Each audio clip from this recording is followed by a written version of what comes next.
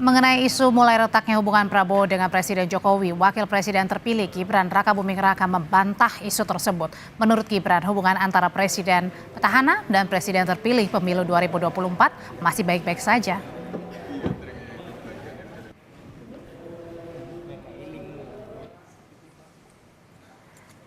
Isu renggangnya hubungan Prabowo dengan Jokowi muncul saat momen Presiden Jokowi tidak menyalami Prabowo di Istana Negara dalam acara Zakat Basnas 13 Maret lalu. Ditambah lagi karena Gibran tak hadir ketika Prabowo menyampaikan pidato pasca penetapan hasil pemilu.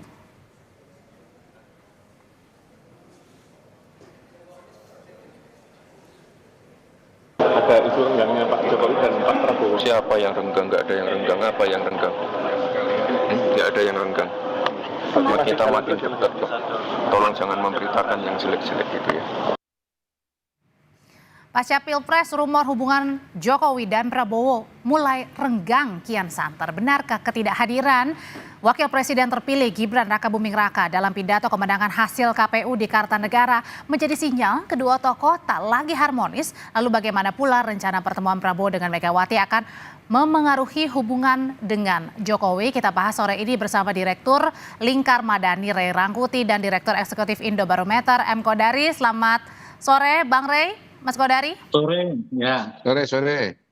Saya mau ke Bang Ray dulu. Bang Ray, jadi kemarin ini Wakil Presiden terpilih Gibran tidak hadir dalam momen penting ya sebenarnya ya. Pidato kemenangan Pak Prabowo usai KPU menetapkan hasil pemilu 2024. Ini dibacanya sebenarnya biasa-biasa aja atau ada yang luar biasa dengan absennya Wakil Presiden terpilih Gibran? Lazimnya sih ini tidak biasa ya. Lazimnya itu mereka berdua hadir dalam momen yang sangat spesial, yaitu momen untuk menyatakan dan merayakan hasil pengumuman KPU. Waktu mereka dahulu sebelum ada pernyataan masih dari quick count loh ya, dan exit poll, mereka sudah menyatakan semacam pengumuman tentang kemenangan yang dilakukan secara bersama-sama. Tapi begitu ada pengumuman resmi yang disampaikan oleh KPU, malah pengumumannya dilakukan secara terpisah gitu ya. Satu di Jakarta, satunya di Solo. Tentu dengan alasan karena masih sibuk kerja gitu ya. Lebih mementingkan pekerjaan yang akan ditangani di Solo dibandingkan dengan kegiatan seremonial semacam itu gitu ya. Nah itu dua argumen yang kita dengar gitu. Tapi seperti yang disebutkan tadi di awal bahwa jadi kalau gitu sinyalnya yang ditangkap apa kalau gitu Bang Ray? Dengan absennya Mas Gibran? Ya kan beginilah, ini kan sesuatu yang lazim lah dalam dunia politik. Kalau kita dipertemukan oleh kekuasaan, kita juga akan dipisahkan oleh kekuasaan itu gitu. Artinya? Artinya Pak Prabowo, Gibran, Pak Jokowi itu kan dipertemukan oleh kepentingan untuk berkuasa. Gitu kan? Nah setelah kekuasaan itu didapatkan, problem keduanya adalah siapa yang lebih menguasai gitu loh. Nah problem siapa yang lebih menguasai inilah menurut saya yang potensial membuat mereka renggang. Apakah yang akan lebih menguasai nanti memang presiden terpilihnya, atau yang menguasai ini adalah presiden yang merasa bahwa dirinya paling berjasa bagi kemenangan pasangan calon ini gitu. Ini lumrah saja dalam dunia politik kita. Tinggal kemampuan mereka memang untuk istilahnya itu ya, memastikan bahwa konflik-konflik seperti ini dapat tertangani dengan baik gitu ya. Sehingga dengan begitu tidak ya. Yang kalau paling gitu pasti bisa kita lakukan itu nggak akan ada yang di luar, tetap di dalam. Cuma mungkin tidak harmonis, tidak ya macam-macam lah, saling mengintip dan seterusnya. Oke, dilihatnya dari Bang Ray ini sudah mulai tidak harmonis, siapa ingin menguasai siapa ini mulai terlihat kalau gitu. Dari itu juga kacamata emang yang dilihat dari Mas Kodari sendiri dengan absennya Mas Gibran di dalam pidato kemenangan seperti layaknya pasangan kompak harusnya datang bersama berdua. Oh ya enggak. Kalau melihat Mas Gibran itu dan Pak Jokowi jangan pakai kacamata biasa. Kalau pakai kacamata biasa pasti kecelek. Sebagaimana berulang kali orang melihat Mas Gibran dengan kacamata biasa, bahwa dia masih muda, bahwa dia belum berpengalaman, bahwa dia akan berhadapan dengan profesor dalam acara perdebatan. Ternyata kan dia tampilnya luar biasa, bahkan lebih baik penampilannya daripada orang-orang yang dianggap kemampuannya di atas dia gitu. Saya melihat Mas Gibran ini menjadi tidak hadir itu kan udah jelas karena dia masih menjalankan tugas-tugas sebagai wali kota. Tapi Lain masalahnya halnya waktu kalau itu Mas hadir Gibran, pada saat hasil unggul di quick count, tapi ini beda. Ini hasil KPU yang resmi, tapi tidak hadir di pidato kemenangan bersama Pak Prabowo, Mas Godari. iya kan sebetulnya dia sebagai wali kota juga punya kegiatan. Barangkali waktu quick count, gini loh, waktu quick count itu kan memang hari libur karena hari pencoblosan. Sementara kemarin kan masih hari kerja, karena itu sudah ada agenda-agenda yang memang harus dijalankan atau dijalani.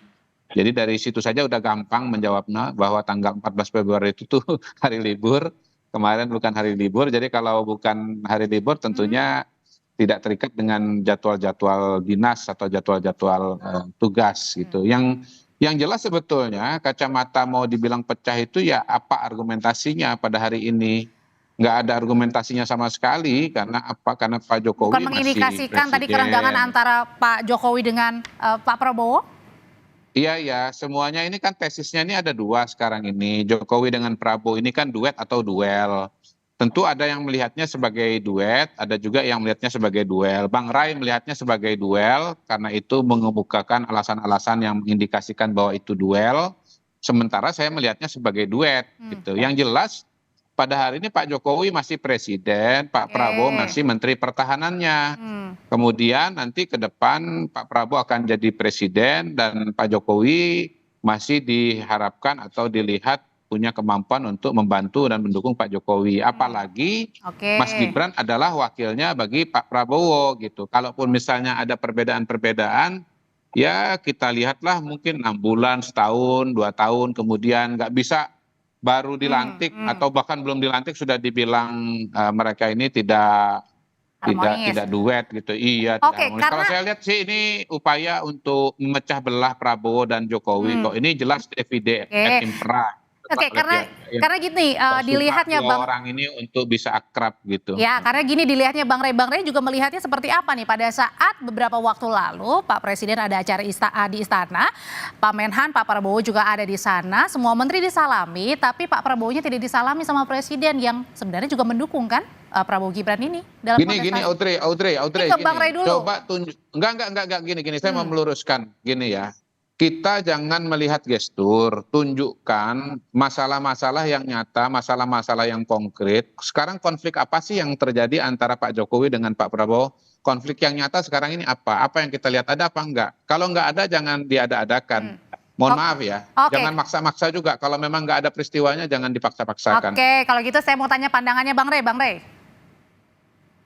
Yang mana ini tadi ya? Pandangan tadi sikap semua menteri disalami tapi kemudian Pak Jokowi tidak menyalami Pak Prabowo, apakah itu sebuah kebetulan?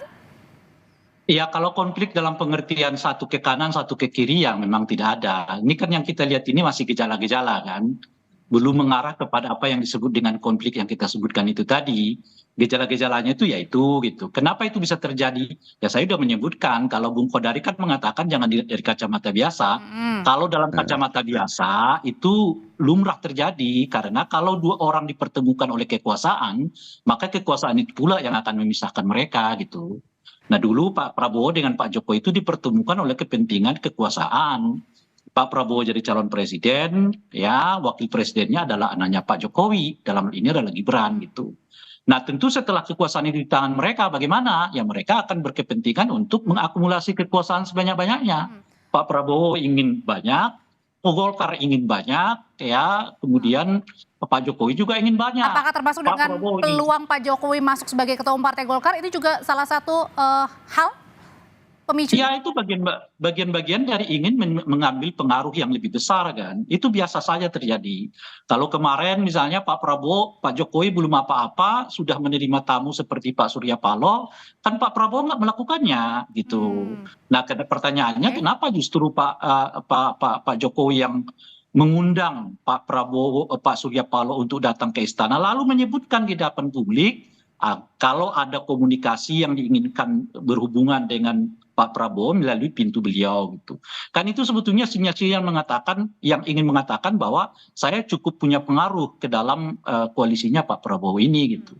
Nah hari ini kita tahu Pak Prabowo ketemu dengan Pak Surya Paloh kan.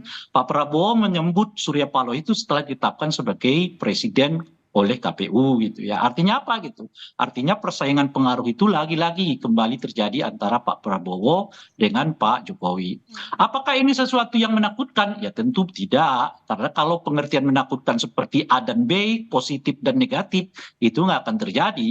Tapi kalau konteksnya adalah sinyal, tanda-tanda bahwa ada kerenggangan, itu lumrah terjadi di dalam dunia politik. Kalau Jadi mereka adanya dipertemukan, gini loh maksud saya, jangankan orang dipertemukan dengan kepentingan politik, orang dipertemukan oleh dengan ideologi yang sama bisa pecah kok.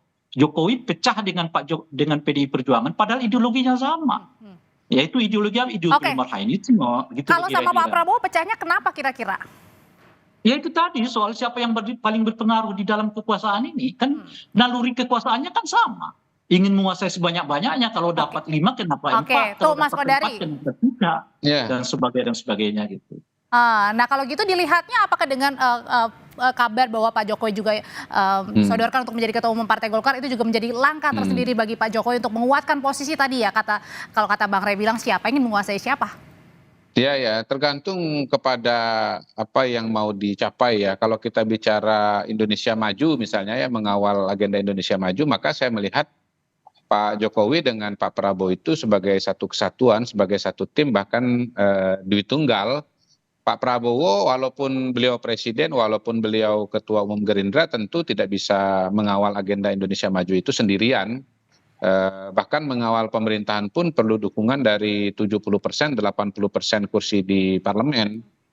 Itulah kerangka sebetulnya pertemuan Pak Prabowo dengan Pak Surya Paloh, dengan nanti menyusul ketua-ketua partai yang lain.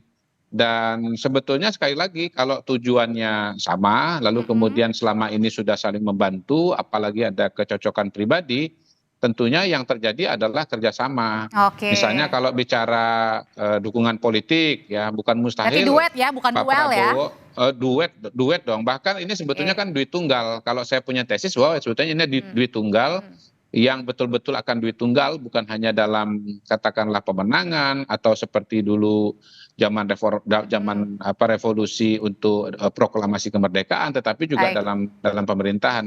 Oke. Pak bukan mustahil Pak Prabowo memberikan ruang bagi Pak Jokowi untuk membantu dia dalam Oke. konsolidasi politik dari kalangan elit politik dari Oke. partai politik. Kalau Begitu, gitu, Audrey.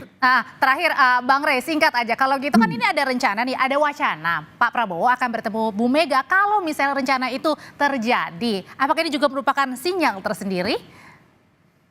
Iya, di bacaan kita begitu. Karena kalau misalnya berkali-kali lah ya cara politik tadi misalnya seperti Bung Kodari mengundang sebanyak-banyaknya untuk masuk ke dalam koalisinya Pak Prabowo, bagi saya yang paling dekat dengan Pak Prabowo itu adalah PDI Perjuangan. Dan paling dekat juga dengan Pak Jokowi itu adalah PDI Perjuangan. Kan kalau PKB, Nasdem, Tapi dan tidak membuat PKS, panas kalau misalnya bertemu dengan PDI Perjuangan. ya maksud saya, oh iya tentu membuat panas karena itu kan bagian dari yang kita sebutkan itu tadi, bagaimana pengaruh ini lebih dominan. Nah, Pak Prabowo kalau mengundang ketemu dengan Ibu Megawati, ya dengan sendirinya mengatakan bahwa Pak Jokowi ini bukan siapa-siapa lagi di lingkungan mereka gitu loh. Yang nentuin saya mau ketemu dengan siapa itu ya saya gitu loh kira-kira, bukan Pak Jokowi gitu loh kira-kira itu. Itu yang mau disampaikan oleh Pak Prabowo. Dengan begitu, Pak Prabowo mau mengatakan kepada publik, yang menguasai ini koalisi bukan namanya Jokowi, tapi namanya Pak Prabowo gitu loh kira-kira. Bang Rey Rangkuti, terima kasih. Mas M. Kodari, terima kasih. Sehat selalu semuanya. Baik. Sama-sama.